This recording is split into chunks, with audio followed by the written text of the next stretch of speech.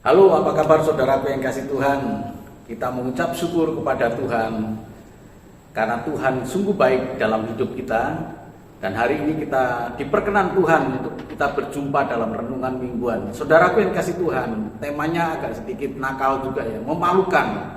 Artinya satu teguran bagi kita dalam hidup kita ini supaya kita tidak memalukan diri kita sendiri. Nah saudaraku, kita belajar dari jemaat di Korintus. Kita buka dalam 1 Korintus 6 ayat 1 sampai dengan yang kedua. 1 Korintus 6 ayat 1 sampai dengan yang kedua dikatakan demikian. Apakah ada di antara kamu yang jika berselisih dengan orang lain berani mencari keadilan pada orang-orang yang tidak benar dan bukan pada orang-orang kudus? Atau tidak tahukah kamu bahwa orang-orang kudus akan menghakimi dunia? Dan jika penghakiman dunia itu berada di dalam tangan kamu, tidakkah kamu sanggup untuk mengurus perkara-perkara yang tidak berarti? Amin. Nah saudaraku yang kasih Tuhan, tidak bisa kita hindari dalam kehidupan kita ini ada satu perselisihan, ada satu pertengkaran, ada satu percekcokan gitu ya, ketidakcocokan antara kita dengan orang lain. Nah, di dalam 1 Korintus 6 ini memang tidak disebutkan permasalahan apa yang terjadi, tapi Rasul Paulus menulis di dalam bagian terakhir itu adalah perkara-perkara yang tidak berarti. Artinya apa saudaraku yang dikasih Tuhan? Artinya perkara-perkara itu diyakini oleh Rasul Paulus bahwa orang-orang itu sanggup menyelesaikan perkara itu dengan baik. Tapi apa yang terjadi?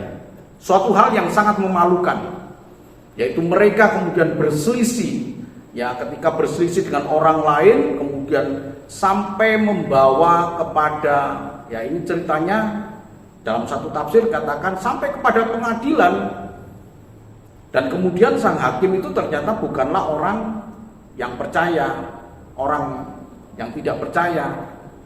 Dikatakan di sini sebagai orang-orang yang tidak benar, dibawa kepada mereka. Nah saudaraku yang dikasih Tuhan, padahal kita ini akan dipercaya oleh Tuhan untuk menghakimi dunia. Orang-orang yang benar akan dipercaya oleh Tuhan untuk menghakimi. Tapi bagaimana mungkin kalau perkara-perkara yang tidak berarti ini, yang semestinya bisa diselesaikan dengan baik, akhirnya mereka tidak mampu menyelesaikan. Jangan harap orang-orang demikian bisa menghakimi dunia. Nah saudara yang kasih Tuhan, pelajaran yang sangat indah pada saat ini adalah orang yang berhikmat, ya, orang yang benar, orang yang punya firman, perkara kecil akan mudah diselesaikan. Tapi orang yang tidak berhikmat, orang yang memalukan adalah orang yang perkara kecil kemudian dibesar-besarkan. Bahkan dikatakan di sini berselisih dengan orang lain, berani mencari keadilan pada orang yang tidak benar. Ya. Dan kemudian pada bagian terakhir, dan jika penghakiman dunia itu berada di dalam tangan kamu, tidakkah kamu sanggup mengurus perkara-perkara yang tidak berarti? Artinya apa? Ini sebenarnya bukan perkara yang besar. Ini adalah perkara biasa. Tapi karena emosional, karena ego, ya karena ketidakmampuan kita menguasai diri, akhirnya perkara yang tidak berarti itu menjadi perkara yang besar. Nah, kalau orang yang berhikmat, perkara yang kecil akan mudah diselesaikan. Perkara yang besar yang dia hadapi ketika dia dalam konteksnya berselisih dengan orang lain, andai kata itu perkara yang besar, dia akan coba meredam sampai kemudian selesai dengan baik.